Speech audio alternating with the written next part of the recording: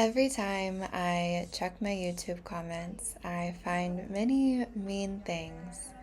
I read comments saying that this is bad theatrical acting, this is what demonic possession looks like, and there is no way that Kundalini is like this according to someone's guru.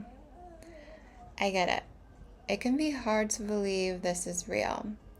The first time I saw an energy work session like this, I was skeptical, but I was also mesmerized and kind of triggered. Out of the 100 sessions I have posted on this channel, not a single one is staged or faked. I recommend checking them out if you want to see different bodies experiencing the energy. And now for the demonic comments.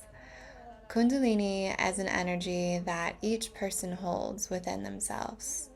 Not all choose to work with and open the energy, but that potential is there for every single human. It can be wild at first to see something like this because for many, it's the first glimpse of a visceral response to energy.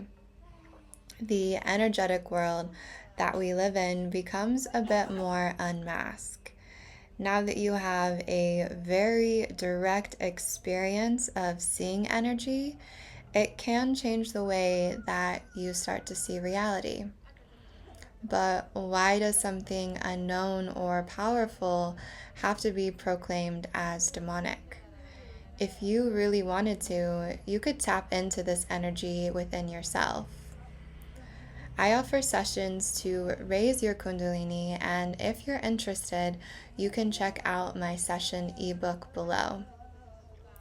Now for all of the comments that my guru wouldn't approve or my culture knows better than you.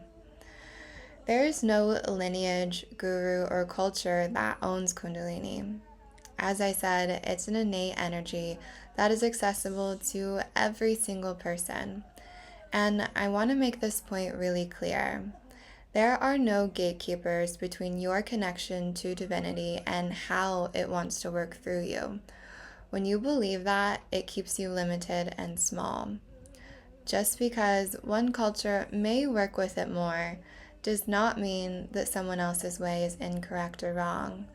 There are infinite paths to liberation, and the more that is welcome, the quicker we can all evolve our consciousness.